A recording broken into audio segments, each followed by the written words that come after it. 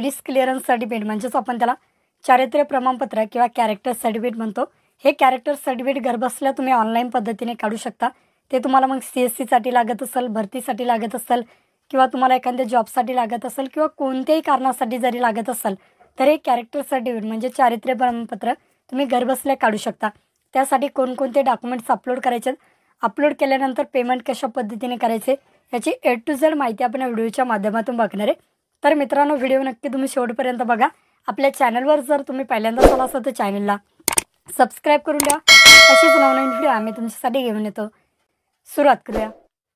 तुम्हाला तुमच्या क्रोम ब्राउझरवरती यायचं आहे आणि गुगलवरती येऊन या ठिकाणी सर्च करायचं आहे क्लिअरन्स सर्टिफिकेट। जसं तुम्ही क्लिअरन्स सर्टिफिकेट सर्च करसाल तुमच्यासमोर ऑफिशियल वेबसाईट या ठिकाणी येईल।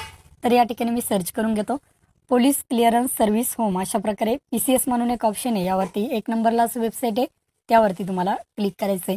क्लिक केल्यानंतर थोडा वेळ या ठिकाणी वेट करा। आता या ठिकाणी तुम्हाला लॉग इन एक पर्याय दिसतो आणि समोर टू रजिस्टर न्यू कॅन्डिडेट। तर आपण नवीनच फॉर्म भरतोय। तर 6 स्टेपमध्ये आपल्याला फॉर्म भरायचा आहे। Registration, log in, application form, fees आणि लोकल पोलीस स्टेशन अप्रूव्हल। अशा प्रकारे 6 स्टेपमध्ये हा फॉर्म भरायचा आहे। तर फॉर्म भरण्यासाठी या ठिकाणी तुम्ही बघू शकता, जर तुम्ही अगोदर फॉर्म भरलेला असाल तर तुम्ही डायरेक्टली लॉग इन करू शकता आणि नसेल तर डायरेक्ट रजिस्ट्रेशन करायचं आहे। तर आपण नवीनच फॉर्म भरतोय तर यासाठी आपल्याकडे लॉग इन ID पासवर्ड नाही आहे। तर या ठिकाणी 2 नंबरला रजिस्ट्रेशन दिसते, त्यावरती तुम्हाला क्लिक करायचं आहे। क्लिक केल्यानंतर या ठिकाणी बघू शकता आता आपल्याला हा फॉर्म भरायचा आहे। ज्या नावासमोर तुम्हाला रेड कलरचं बारीकसं स्टार दिसतंय ते कंपल्सरी भरायचं आहे, बाकी भरण्याची गरज नाही। आधार नंबर काहीही टाकण्याची गरज नाही, या ठिकाणी सोडून द्या। लास्ट नेममध्ये तुमचा आडनाव टाकायचं आहे आणि समोर या ठिकाणी मराठीत टाकायचं आहे। फर्स्ट नेममध्ये या ठिकाणी तुम्हाला तुमचं नाव टाकायचं आहे स्वतःचं, ऑटोमॅटिकली मराठीत येऊन जाईल किंवा गुगल कीबोर्ड यूज करा। मिडल नेममध्ये तुमच्या वडिलांचं किंवा पतीचं नाव टाकायचं, ऑटोमॅटिकली मराठीत येऊन जाईल। डेट ऑफ बर्थ टाका। समोर जेंडर मेल फिमेल काय जे तुमचं जेंडर असेल ते जेंडर सिलेक्ट करा। सिलेक्ट युअर SP ऑफिस, तुमच्या जिल्ह्याचा जो जिल्हा असेल तो SP ऑफिस म्हणून तुम्हाला या ठिकाणी सिलेक्ट करायचं। तर मी माझं डिस्ट्रिक्ट निवडून घेतो। निवडल्यानंतर ईमेल ID समोर सोडून द्या। Mobile number as a user name, mobile number टाका, तोच तुमचा युजर ID असेल। पासवर्डमध्ये तुमचं नाव @123 पासवर्ड टाका। कन्फर्म पासवर्डमध्ये तोच पासवर्ड टाका। आता एक ठिकाणी कॅप्चा दिला, first number, second number, third कोणताही नंबर विचारला जाऊ शकतो, तो टाका आणि सबमिट करायचं। बघू शकता अशा पद्धतीने सर्व इन्फॉर्मेशन फिलअप करून घ्या आणि सबमिट करा। सबमिट केल्यानंतर या ठिकाणी बघा तुम्हाला व्हेरिफिकेशन कोड सेंड केला, याला ओके करा। तुमच्या मोबाईलवरती एक OTP येईल, तो OTP या ठिकाणी टाकायचा आणि व्हेरीफाईड करून घ्यायचं। व्हेरीफाईड केल्यानंतर तुमचं रजिस्ट्रेशन सक्सेसफुली क्रिएट झालं आहे। ओकेवरती क्लिक करा।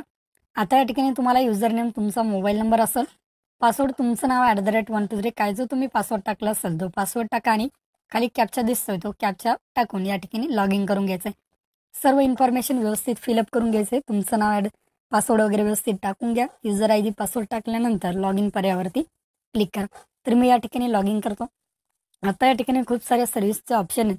तर आपल्या या ठिकाणी सर्व्हिसमध्ये कॅरेक्टर सर्टिफिकेट 1 नंबरलाच ऑप्शन आहे, त्यावरती क्लिक करायचं आहे। क्लिक केल्यानंतर थोडा वेट करायचा आहे। या ठिकाणी वेट केल्यानंतर आता अशा प्रकारे तुमच्यासमोर हा कॅरेक्टर सर्टिफिकेटचा फॉर्म येऊन जाईल। इन्स्ट्रक्शनमध्ये एज प्रूफ म्हणून कोणते डॉक्युमेंट द्यायचे, नंतर या ठिकाणी आयडेंटिटी प्रूफ असेल, ॲड्रेस प्रूफ असेल किंवा कंपल्सरी डॉक्युमेंट खाली NOC किंवा कंपनी लेटर द्यावं लागेल। 4 डॉक्युमेंट तुम्हाला हे द्यावेच लागतील। कोणते डॉक्युमेंट द्यायचे ते सुद्धा समोर सांगतो। नेक्स्ट पर्यायावरती क्लिक करा। नेक्स्ट पेजवरती क्लिक केल्यानंतर तुमच्यासमोर हा फॉर्म येईल। आता या ठिकाणी तुम्हाला अर्जदाराचे नाव दिसते, ॲप्लिकेशन नेम, ॲप्लिकंट नेम, त्या ठिकाणी तुमचं नाव टाकायचं व्यवस्थित, जसं आधार कार्डवर असेल तसं ॲटोमॅटिकली मराठीमध्ये येऊन जाईल। नंतर ID नेममध्ये PAN card, election card, driving licence, student किंवा ऑदर्स, ऑदर टाकून खाली तुम्ही आधार कार्डसुद्धा देऊ शकता। तर मी ऑदर सिलेक्ट करतो आणि खाली आधार कार्ड टाकतो। आधार कार्डवर या ठिकाणी नाव टाकायचं आहे। समोर ID नंबर दिसतो, या ठिकाणी तुम्हाला तुमच्या आधार कार्डचा नंबर टाकायचा आहे। प्रेझेंट रेसिडेन्शियल ॲड्रेस, या ठिकाणी स्थायी निवासी पत्ता तुम्ही कुठे राहतात सध्या तेथील तुम्हाला पत्ता टाकायचा आहे। व्यवस्थित सर्व इमारत, स्ट्रेट वगैरे, तुमचा जिल्हा, तुमचा तालुका, तुमचा गाव, तुमचा पिनकोड आणि रेसिडेन्सीज केव्हापासून या पत्त्यावर राहतात तर जन्माचं वर्ष तुम्ही या ठिकाणी टाकू शकता। खाली यायचं आहे प्रिव्हियस ॲड्रेस, मागील निवासी पत्ता टाकायचा, मागे कुठे तुम्ही राहत होतात का दुसऱ्या गावाला किंवा शहरात तेथील डिटेल्स द्यायच्यात। नसेल तर डायरेक्ट या ठिकाणी तुम्हाला जेथे राहत असाल तेथील पत्ता देऊ शकता। तर मी सर्व इन्फॉर्मेशन टाकून घेतो।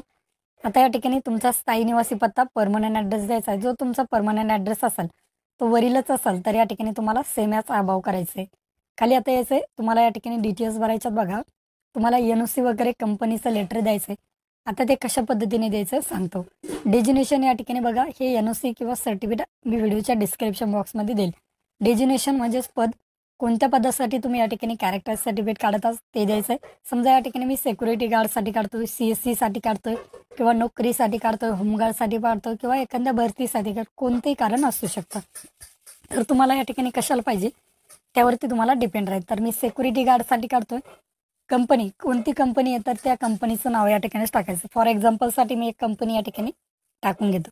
मग त्या कंपनीचा ॲड्रेस द्यायचा आहे तुम्हाला, ते कुठली कंपनी आहे तर व्यवस्थित टाकून घ्यायचं आहे. बघा पदनाम येईल प्लस सिक्युरिटी गार्ड, CSCवाल्यांचं येईल या ठिकाणी CSC VLE. कंपनी टाकून घ्यायचं आहे. बेडिंग, स्टेट, लँडमार्क, लोकॅलिटी, नंतर कोणत्या राज्यामध्ये आहे ते राज्य या ठिकाणी सिलेक्ट करायचं. तर मी महाराष्ट्र राज्य निवडून घेतो. कोणत्या जिल्ह्यामध्ये द्यायचं आहे तो जिल्हा टाकायचा आहे. तालुका असेल तर तालुका, गाव असेल तर गावाने खाली पिनकोड टाकायचं. व्यवस्थित सर्व इन्फॉर्मेशन भरायची, एकदम सोपी आहे. जास्त काही डोक्या लावण्याची गरज नाही. मागील 10 वर्षापासून तुम्ही कोणत्या पत्त्यावर राहत असाल ते या ठिकाणी टाकायचं आहे. ॲड्रेस टाकायचा आहे, केव्हापासून राहतात तो पत्ता टाकायचा आहे फॉर्ममध्ये, टूमध्ये कुठपर्यंत राहतात आणि समोर पिनकोड टाकायचं. तर व्यवस्थित सर्व इन्फॉर्मेशन फिलअप करून घ्या. तर मी या ठिकाणी व्यवस्थित टाकून घेतो. केव्हापासून कुठपर्यंत या ठिकाणी टाकायचं आहे आणि पिनकोड टाकून घ्यायचा आहे आणि नेक्स्ट पेजवरती क्लिक करायचं. सर्व इन्फॉर्मेशन मी व्यवस्थित फिलअप करून घेतो. तुमचं डेजिग्नेशन वगैरे कंपनी लेटर वगैरे टाकून घ्या आणि या ठिकाणी खाली यायचं आहे. तर बघू शकता अशा पद्धतीने सर्व इन्फॉर्मेशन व्यवस्थित फिलअप करा आणि नेक्स्ट पेजवरती क्लिक करा.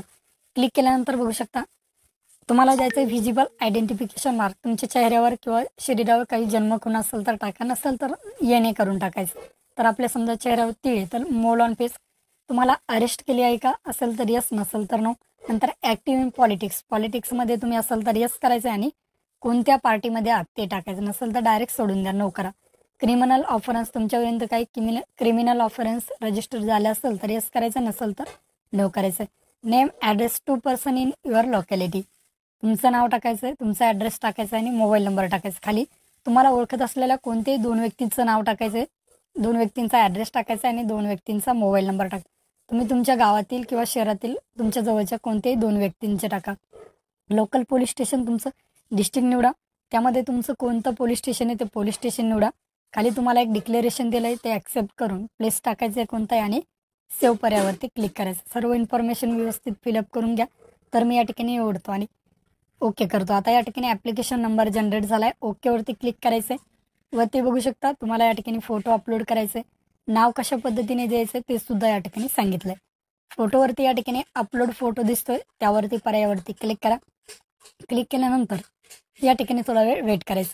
आता तुमचा फोटो अपलोड करायचा आहे 5 ते 20 KBच्या दरम्यान, 200 ते 212 पिक्सेलमध्ये या ठिकाणी तुम्हाला तो अपलोड करायचा आहे. तर बघू शकता 160 बाय 200 मध्ये मी अपलोड करतो. अपलोडवरती क्लिक करायचं आणि सेव्ह फोटोवरती क्लिक करायचं. फोटो तुमचा अपलोड झाला आहे त्याच पद्धतीने साईनवरती क्लिक करा. साईनवरती क्लिक केल्यानंतर या ठिकाणी बघा चूज फाईलवरती क्लिक करून अपलोड करायचं आहे.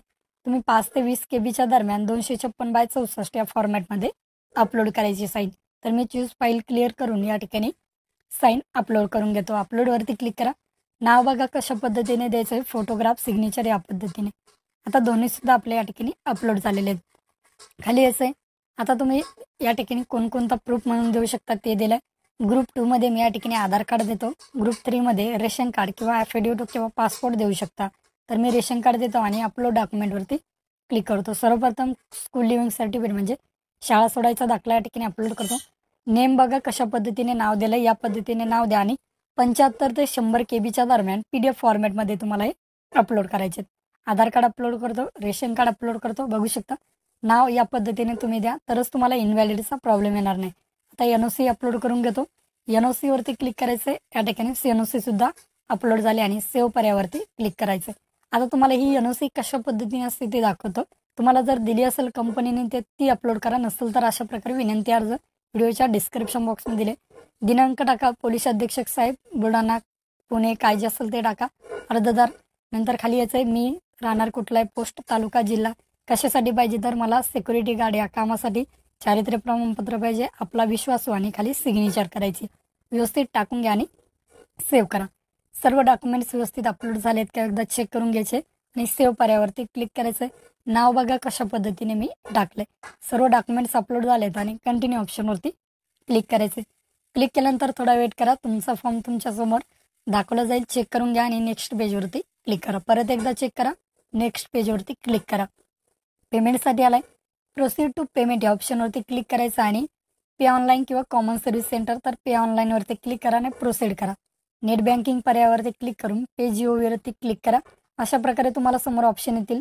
UPI, नेट बँकिंग, QR कशाने तुम्ही पेमेंट करू शकता। तर मी QR ने पेमेंट या ठिकाणी करून घेतो। मेक पेमेंटवरती क्लिक करा। 123 रुपयाचं पेमेंट मी केलं आहे। अशा प्रकारे तुमच्यासमोर रिसिप्ट आली, याची प्रिंट तुम्हाला सेव्ह करून ठेवायची। आता तुमचं पेमेंट या ठिकाणी व्यवस्थित झालं आहे, पण तरीसुद्धा पेमेंट या ठिकाणी अनपेडच होत आहे। तर पेमेंट झाल्यानंतर 4 ते 5 तासानंतर ऑटोमॅटिकली तुमचं पेमेंट हे अपडेट होईल। तोपर्यंत काही करण्याची गरज नाही। 5 तासानंतर मी या ठिकाणी ओपन करून बघतो, बघा ऑटोमॅटिकली अनपेडच्या ठिकाणी या ठिकाणी पेड हे येऊन जाईल। तर या ठिकाणी बघू शकता आपलं फॉर्मचं पेमेंट हे पेड झालेलं आहे।